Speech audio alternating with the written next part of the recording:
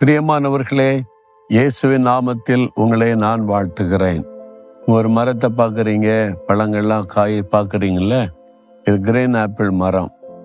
அதாவது அமெரிக்காவில் 50 மாநிலம் இருக்கிறது. அதில் வாஷிங்டன் என்பது ஒரு ஸ்டேட், ஒரு மாநிலம். இந்த மாநிலம் ரொம்ப செழிப்பானது.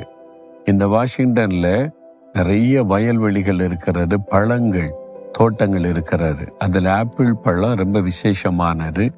வாஷிங்டன் ஆப்பிள் என்று சொல்லி இந்தியாவில் கூட விற்கிறாங்க, எல்லா நாட்டிலையும் கிடைக்கிறாரு. உலகம் முழுவதும் ஏற்றுமதி பண்ணுறாங்க. ஆனால் இங்கே அந்த வாஷிங்டன் ஸ்டேட்டில் சியாட்டல் பட்டணத்திலிருந்து தான் உங்களோட பேசுகிறேன். இங்கே இருக்கிற ஒரு பார்க்கில் இந்த மரத்தை வச்சிருக்கிறாங்க. அதில் என்ன பாருங்க, இந்த மரங்கள் அழகாக காய்த்திருக்கிறதை பார்க்க முடிகிறது. அவ்வளோ ஒரு செழிப்பான ஒரு இடம், ஆசீர்வதிக்கப்பட்ட ஒரு இடம். சரி, இன்றைக்கு ஆண்டவர் உங்களுக்கு என்ன வசனம் சொல்லுகிறார்?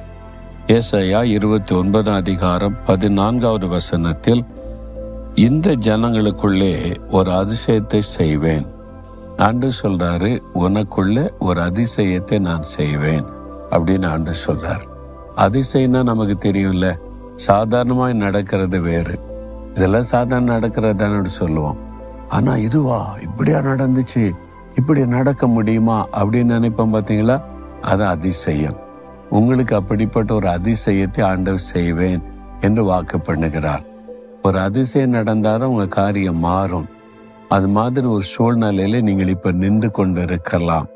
ஒரு அதிசயம் நடந்தாதாங்க என் வாழ்க்கையில இந்த காரியெல்லாம் மாற முடியும், இல்லாட்டினா அவ்வளவுதான் அப்படின்னு நினைக்கிறீங்களா?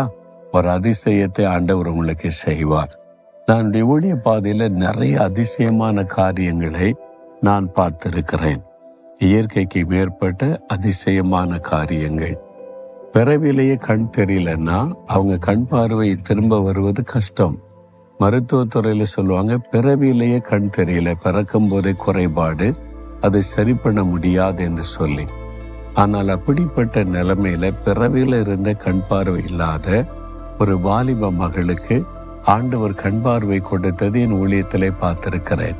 ஒருவருக்கு அல்ல, 2 பேருக்கு அப்படியே 2 கண் பார்வையும் இல்லாத சூழ்நிலையில ஒரு மகள் பாருங்க, இந்த கண் பார்வை இல்லாதவங்க படிக்கிற ஸ்கூல்ல படிச்சு, அந்த பிரெயில சொல்லுவாங்கல்ல, அந்த எழுத்தெல்லாம் படிச்சு அவங்க டிகிரிலாம் முடிச்சிருக்கிறாங்க.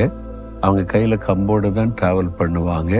ஒரு கூட்டத்தில் வந்து பங்கு பெற்று விசுவாசித்து தன் கண்ணில் கை வைத்து, இயேசுவே என் கண் பார்வை தாங்க, நீங்க உலகத்தில் லாபம் போது எத்தனை பேருக்கு அற்புதம் செய்திருக்கிறீங்களே, எனக்கு ஒரு அற்புதம் செய்யுங்கன்னு ஜெபிச்சாங்க. கண் பார்வை வந்து விட்டது.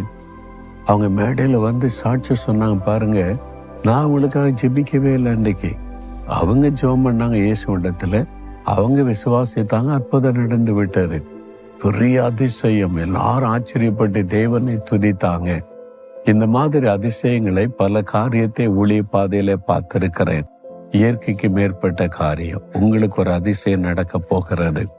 நீங்க சுகம் அடைவதற்கு, தேவை சந்திக்கப்படுவதற்கு, உங்களுடைய நிந்தை மாறுவதற்கு, உங்களுடைய தொழில் ஆசீர்வதிக்கப்படுவதற்கு, நீங்கள் ப்ரமோஷன் அடைவதற்கு, உங்களுடைய பிள்ளைகள் செட்டில்மெண்ட் அமைந்து நல்ல ஆசீர்வாதமான வாழ்க்கை அமைவதற்கு ஒரு அதிசயத்தை ஆண்டவர் செய்ய போகிறார். விசுவாசிக்கிறீங்களா? அவர் அதிசயங்களை நடப்பிக்கிற தேவன். ஆண்டவரே, இந்த மகனுக்கு இந்த மகளுக்கு இன்றைக்கு ஒரு அதிசயத்தை செய்து இவளை மகிழ பண்ணும். நீர் வாக்கு கொடுத்ததை நிறைவேற்றும்.